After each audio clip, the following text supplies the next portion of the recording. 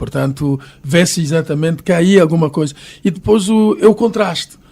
É o contraste, porque de uma forma geral o setor privado é muito mais dinâmico e muito mais célere a resolver os problemas do que o público, porque sabemos que o público normalmente está sujeito a uma máquina burocrática pesada e que é precisa ser olhada e, quer dizer, um problema que se pode resolver em 24 horas levam 24 dias, se não 24 meses.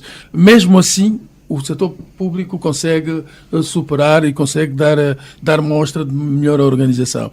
É um fenómeno que preocupa a todos nós e a Câmara de Comércio dos Estados Unidos-Angola tem isso como uma inquietação que gostaria de recorrer a todas as instituições e, sobretudo, os mídias, no sentido de tentar descortinarmos a razão de ser desta situação. Temos missões empresariais de um lado e do outro. Falava-se na falta de recursos financeiros, já há recursos financeiros. Falávamos na ausência de empresas multinacionais que quisessem aportar a Angola. Elas estão aí, querem vir a toda a força. Precisam tão somente de encontrar parceiros credíveis deste lado do mercado. A nível de todos os setores, mesmo a agricultura, vemos que os Estados Unidos, como acabamos de ouvir, preocupado exatamente, e tendo em conta que a agricultura é um dos setores estratégicos deste país e sustentado pelo facto da necessidade de diversificar as relações comerciais entre os Estados Unidos e Angola, que tradicionalmente assenta-se no petróleo, eles criaram um departamento de agricultura, um representante cá. Até abril deste ano, havia o representante do departamento de agricultura dos Estados Unidos, estavam sediados tão somente na África do Sul.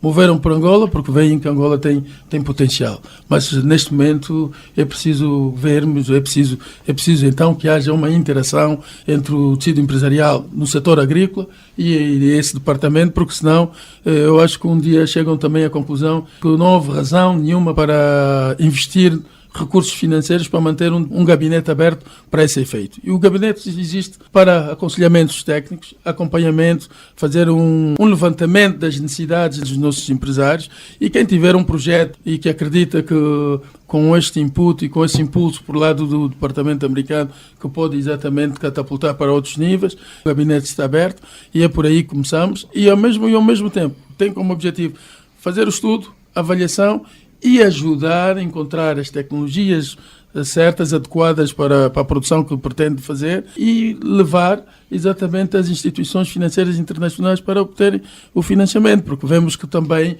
para obter estes fundos nos Estados Unidos é importante que se tenha um fornecedor americano, um parceiro que vai entrar em todo esse processo para poder então desenvolver o projeto. As condições estão criadas, é a luta da USAC, vemos que todos os dias há uma reação do lado americano, no sentido de vermos de serem criadas as condições, agora o tecido empresarial precisa reagir.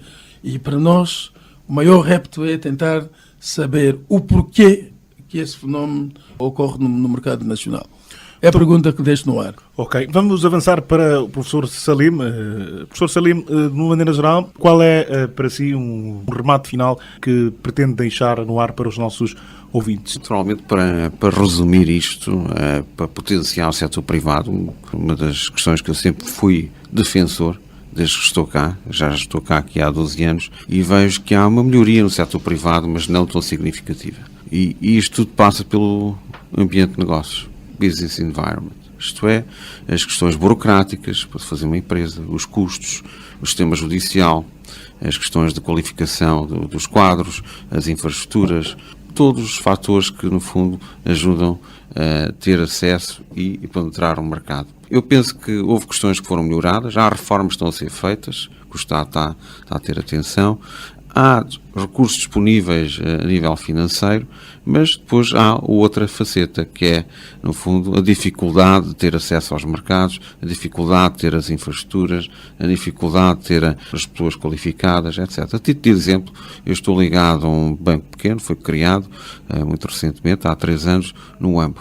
As dificuldades enormes que nós tivemos para estabelecer o banco no UAMBO, desde pessoas qualificadas, desde a falta de telecomunicações, desde as questões burocráticas, desde a falta de aviões, atrasos nos aviões, tudo isto afeta a produtividade, afeta a eficiência. E, por outro lado, também a própria economia estar dominada pelo Estado e pelo setor informal. Quer dizer que não há empresas pequenas e médias dentro do setor formal que possam sustentar o tecido produtivo e fortalecer o tecido empresariado nacional. Agora, como reverter esta situação? Como passar do setor dominado pelo Estado para o setor privado e como passar o setor informal para o setor o setor informal para o setor formal. Portanto, são desafios que Angola tem e que tem que criar condições para que isso aconteça. E isso só se pode criar com incentivos. As pessoas só passam do setor informal para o setor formal se tiverem incentivos para o efeito. O Estado só deixa de fazer o que faz para o setor privado se tiver incentivos para o efeito. Portanto, há que criar condições para que haja incentivos para esses dois fenómenos que tenham acontecido. E não há dúvida, aquilo que se disse, que o setor privado é o motor da economia. É mais eficiente que o Estado. É aquele que cria mais inovação, é aquele que, no fundo, traz produtividade para a economia. E é isso que nós precisamos, principalmente empresas de pequena e média dimensão, aqueles que sustentam e criam mais empregos para o país. Portanto, é nesse sentido que eu advogo a minha tese. Muito obrigado, professor Salim, e em resumo fica então aqui o remate final, que existe efetivamente uma série de oportunidades, existem facilidades de crédito, há cada vez mais, o Exim Bank dos Estados Unidos, a OPIC, Overseas Private Investment Corporation, uma agência de desenvolvimento dos Estados Unidos, que canaliza anualmente cerca de $1 bilhão para a África, e a USDA, que é o Departamento de Estado da Agricultura dos Estados Unidos, já tem escritório de representação em Angola e em breve também ficamos a saber que virá para Angola, provavelmente ainda este ano, abrirá um escritório de representação do Departamento de Comércio dos Estados Unidos. Existem cada vez mais facilidades e, como diziam os nossos participantes do debate, é importante que o setor privado organize-se para fazer face a esse desafio, para ter acesso a esse financiamento e assim conseguir ter alguma prosperidade. Eu vou agradecer aos nossos convidados, ao Sr. Brian Hufdinger, conselheiro da Embaixada dos Estados Unidos em Angola para a área política e económica. Muito obrigado, esperemos contar consigo em próximas oportunidades. Obrigado. Também ao diretor executivo da Câmara de Comércio dos Estados Unidos da América Angola, Sr. Pedro Godinho, muito obrigado e esperemos contar consigo em próximas oportunidades. Muito obrigado pela oportunidade que nos foi dada.